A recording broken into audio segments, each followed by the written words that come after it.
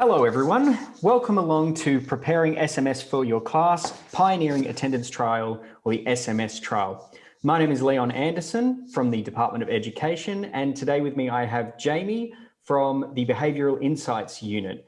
We're going to take you through a short presentation to give you some information on how to prepare your SMSs for the upcoming trial. So let's get stuck into it.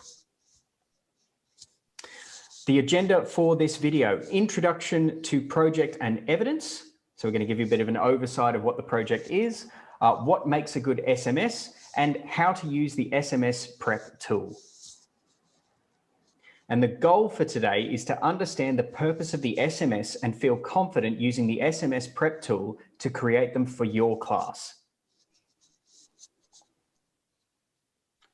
So I'm just going to talk you through a little bit about the project to give you a bit of an idea why we're all here. So this project is a part of an ongoing partnership between the Innovation and System Design team in the Department of Education, where Leon is from, and the New South Wales Behavioural Insights Unit in the Department of Customer Service, where I'm from. So what we're doing in this project is trying to use the latest evidence from behavioural science to increase attendance and parental engagement in New South Wales. So the Behavioural Insights Unit, we're an applied research team from the Department of Customer Service, and what we do is use evidence and methods from behavioural science to try and improve policies and services in New South Wales. So a little bit of history about this project. In 2019, we went out to primary schools in New South Wales. We did a chunk of field work and we spoke to schools about what attendance was like at their schools, what the barriers were, what their school environment was like. And what we also did was review best practices from overseas where people have been trying to increase school attendance. So using all of this information, we worked with the department and we worked with teachers to co-design a series of weekly SMSs that schools could send to parents. So what we've designed are 7 SMSs that are sent weekly to parents, and in this occasion it'll be in term 2. So these SMSs are designed to share a little bit of information with parents about what their children are learning and to give them a really easy way to engage with their kids about what they're learning. So the SMS have simple information about how parents can support learning, and they're easy for parents to understand and action. And you'll see what I mean on the next slide. So this is one of the SMSs that was actually used in our pilot that we ran last year. So, hi Alex, this week we learned about how objects move. A good question to ask Josh is, what kinds of objects can you slide? Share your thoughts about this too. These conversations really help Josh get the most out of school, and signed off from the teacher, in this case, Mr. Raj. So what is happening in this SMS? There is a little bit of information about what the classroom are learning that week, about what you're teaching. There's a really simple question or action that a parent can do with their child. And then there's what we've called an engagement element. And what this is these are little prompts that sit within every SMS that we've designed to encourage parents to engage and support teaching. And what they do is they draw on behavioural principles like increasing self-efficacy, signalling a parent's role, and making the long-term benefits of attendance really salient. So what we've done for the trial is we've provided the structures for the SMS for each week, and what you need to do is just add the concept and add the action for your class. And there are 5 of these SMSs that teachers need to prepare. So the first SMS is a standard one that's an introduction to the project, and it's the same for everyone. And then the final SMS sums up the project, says thanks to the parents, and is also the same for everyone. So there's 7 SMS in total, a first and a last that are the same for everyone, and then 5 that are customized for your class. So this just shows a little bit about how we're expecting the SMS to work. So what we heard in fieldwork was that parents really want to help kids learn, and they really have that enthusiasm and that desire, but there are a lot of barriers that get in the way of them being able to do that. And what we've tried to do in the SMS is address some of these barriers. So firstly, scarcity is a huge issue. So we heard again and again that parents are juggling lots of different competing demands, and they have really limited access to information about what their kids are learning. It can be really hard and quite a lot of work to find that out and figure out how to support that learning. So something we also heard was something that we call in behavioural sciences present bias. So this is a tendency that all of us have to discount the importance of future benefits in favour of the immediate benefits. So we might think about, the immediate benefits of a child not going to school, but we might not think about the cumulative impact of learning and how that all adds up into the future. And something else we heard from parents is that for some parents, they really lacked the confidence. They didn't know how they could support learning, and this might result in them disengaging. And this was particularly the case for parents who might have had their own negative experiences when they were kids. So how have we addressed this in the SMSs? To try and address that scarcity, we've made sure that the SMS are really quick for parents to read and that they have activities that can be done in less than 5 minutes. So we've tried to design them to fit around busy schedules. In terms of the present bias, we've really tried to link the future benefits of the learning with what kids are learning today. So that some of the SMS you'll see as you prepare them, you put in a concept the kids are learning and then how that concept looks further down the track. So this is really drawing that link between the present and the future and making that really salient for parents. So for example, learning about stories is an important step to writing your own.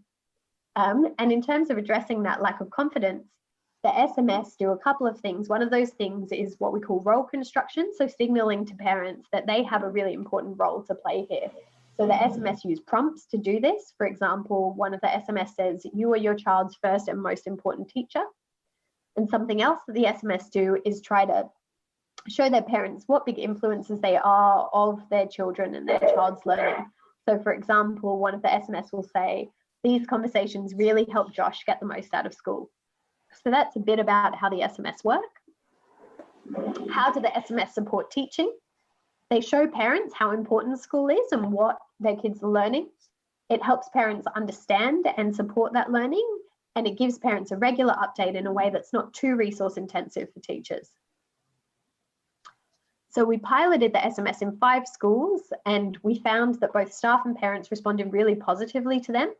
So 85% of parents strongly agreed that the SMS gave them new information about their child's learning and that that information was helpful. And we also found that teachers found that the SMS increased parental engagement with the school community and also with what their kids were learning. So we're really excited now to be trialing this, and we're really happy to have you all on board. I'll hand back over to Leon now. All right. So the all-important question, what you need to do. Okay, we're going to go through quickly now and have a look at the steps that you need to do in your school in order to get these SMSs out. Teachers need to take a few simple actions to prepare their SMS. First, identify the broad topics you will cover in term 2. So what we talked about with our SMSs that we're preparing, there will be 5 SMSs that you need to prepare. You will have to prepare them ahead of time. So the best thing that you can do is identify the topics in a broad fashion, which I'll touch on in a little bit. Use the SMS prep tool to prepare the 5 SMSs for weeks 3 through 7, and then submit your SMSs. After that, we will apply some QA to them, or quality assurance. So the question here, what makes a good SMS? There's a couple of simple things that you need to keep in mind when writing your SMS. The first is to keep it general. General so that you don't have to go back and change too much in your SMS. We understand that inside schools, things can change on a weekly basis, and what you thought you'd be teaching in weeks 3 or week 4 may not actually be the case. So the best thing you can do is to keep the ideas behind the learning general, okay? 2, focus on learning. The focus on learning rather than homework assignments that are due at a particular time. So this is an important one. This project is not about saying, Alex has homework that's due around a writing task. Please make sure they bring it in on the next day, okay? This is about the concepts learned in class and how you can continue that learning at home. So not homework, more about a conversation. Simple to understand. They should all be simple to understand. We can at times get caught up using jargon. Everybody does it. Sometimes we use terminology and phrases that we think everybody broadly understands, but the truth is people don't. So I would always advise go with plain English and consider the audience don't know anything about an educational setting, or even some terms that we use with regard to pedagogy or just any kind of key learning area. And choose an action or a question that's easy and fun for parents and kids. And this is another one, again, can't stress this enough. It's not homework. It should be the kind of thing that is fun, engaging, the sort of thing that people want to do. It's not a task, it's a prompt, a way to push people into an exciting activity that involves it. So we talk about this as applied learning. Think of an applied way to use this kind of language. What's something at home that anybody could do that would bring this learning into focus?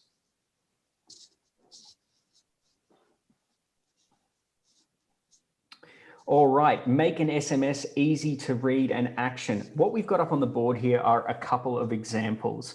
Now, on the left-hand side in the red are our examples. These are SMSs that on the face seem okay, but there's a couple of ways that we can tweak them to make them a little bit better. Let's have a look. So, hi parent, this week's students class is learning about packed nouns. Now, describing an object, e.g. the juicy red apple. Ask student to describe some objects to you. Sharing their knowledge with you helps them learn. Teacher. Now, what's the issue with this one? Well, there's no activity, or the activity isn't specific enough. So when it comes to packed nouns, that can be a complicated one for people to understand. So maybe give a little bit more of an instruction on what could be talked about. For example, ask student to use packed nouns to describe some objects in your house. So see how we've tweaked it just a little bit, makes it a little bit more specific. So find something that they can pick up and then use those packed nouns to describe it. All right, use of jargon, as I mentioned before. In the next example, using a counting on strategy. We might be familiar with a counting on strategy, but I can guarantee that parents at home will struggle with this one.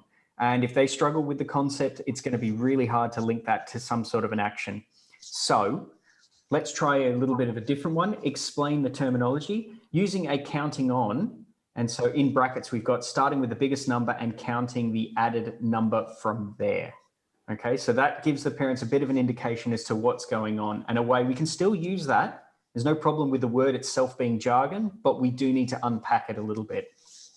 The final example, overly wordy and vague. And of course, we try to avoid this with plain English wherever we can, but the example here is this week we learned about the importance of sentences through a variety of examples, including sentences about the shops, sentences about things on the farm, sentences in a variety of contexts. Now there's just a lot going on there. So let's try and break it down into something a little bit simpler. And our example is use plain language and specificity. So we learned about using sentences to describe things they saw on their trip to school. Okay, I know at times it can seem easy. The best thing to do though, and I will touch on this in a second, always check your work over with someone. I am a horrendous writer. I just write an absolute stream of consciousness, whatever's coming out of my head, and I need to walk away from it and come back and check it later, or have someone read over it for me and say, is this necessary? Always good to have someone check it. Always good to keep these kinds of principles in mind. Keep it simple, keep it specific, keep it the kind of thing people can understand. Perfect. Thanks, Leon.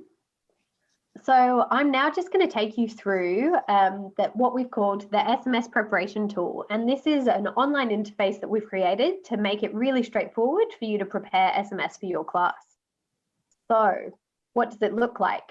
This is it. And the link is on our SharePoint site, and it's also in the how-to guide, which everyone should have. So how do you prepare your SMS? This is the first page, and there's a bit of information about how you use the SMS prep tool, what's going to happen, goes over a little bit of the stuff that we've covered here today.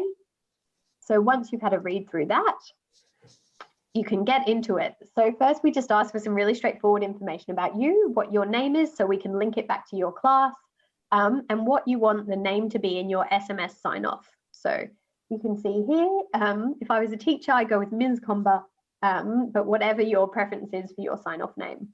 The name of your school, so again, we can link it back to your school, and then your email address in case we need to get in touch with you. So once you've done that, there's a question at the bottom of that page that says, are you creating messages for multiple classes? And what this means is we know that, for example, in some schools with 5 Year 1 classes, all of the classes will be learning similar things at the same time, and they might just want to have one teacher who's writing the SMS for all of those classes. If you are lucky enough to be that teacher, then this is the place where you can click yes on this question. And on the next page, you can enter all the different classes that you're creating SMS for. And that means you don't have to go through this tool 5 different times. You can do it all in one lot and just tell us, and we'll make sure that that all feeds through. So if you're creating messages for multiple classes, but those classes are learning different things, if they're not all on the same schedule and you're going to have different sets of SMSs, then you will need to go through the tool multiple times. So once you've done that, we'll ask you to select which learning area you're going to do each week, and then you can get straight into customizing your SMSs. So this is what it looks like. We give you a little bit of an example of what the SMS framework is. And then down the bottom, you can see we've created it. It's really just like a form. So you see the structure of the SMS, and then it tells you where you need to put your concept in. So here we've got about how objects move. So the sentence will read, "Hi, parent, this week in class, student learned about how objects move." And then you can see the next bit of the SMS, which in this case is take it in turns to, and then there's a spot for you to input what that activity is going to be. So for example, here we've got take it in turns to move objects along different surfaces. So once you're happy with your SMS content, you can click continue, and it'll show you what that whole SMS looks like. And at this point, we also put in those engagement elements that we were talking about before, and you can see the entire SMS. So if you get to this page and you read through the SMS and you think, oh, that's not quite right, you can go back, or you can also use this little navigation on the left to click back to the beginning of week 3, and you can make some edits, make some tweaks until you're happy with it. So you go through this process 5 times for each of the SMSs, and once you've done that, you get to a final screen where you can review your SMSs. And this will show you which topic you were doing for each week, what SMS you wrote for that week. You can have a read of all of them, and once you're happy, you hit submit, and they fly through the magic of the internet to us. So what happens after you submit your SMS? So as Leon mentioned, all of the SMS come into us, and we're doing some really basic checks about whether they're the right length, so they'll fit in that SMS window that we have, whether just making sure that they're plain English, and then what we'll do is copy them across to a spreadsheet for your school. So each school will have a single spreadsheet that contains all of the SMSs for all of their classes. There'll then be a staff person at your school who'll be the person who usually sends out SMSs, and they will enter the SMS into your system each week for term 2. They'll schedule them and they'll send them. So you shouldn't need to do anything else. This should be the big chunk of your work, is writing these SMSs right here in this prep tool. But if your teaching does change substantially over the term and you realize your SMS aren't right anymore, then what you can do is work with your school coordinator and get an update made to that SMS on that spreadsheet. So that's always an option as well. And as Leon mentioned, in the pilot, one of the things teachers told us was most helpful was bouncing ideas off each other. So we really recommend doing this next to another teacher. You know, before you hit submit, have a read over each other's sets, and then, yeah, do it together. Great, so what's next? Here's our timeline, the key dates that are coming up. So as you know, this is currently the period where we're asking you to prepare your SMSs, and we'll be following up with schools to see how that's going and see what support we can provide. And then in week 1 of term 2, your school will get the completed spreadsheet from us and be able to start loading the SMS onto the messaging platform. And then from week 2 of term 2, the SMSs will start going out. And that's it. So just remember, we are here to support you the whole time. Our contact details are in the how-to guide, and they're also on the SharePoint site. You've seen our faces, you can track us down. We're really happy to talk to anyone. We are here to help. And we really appreciate you participating in this. So thank you very much. Bye.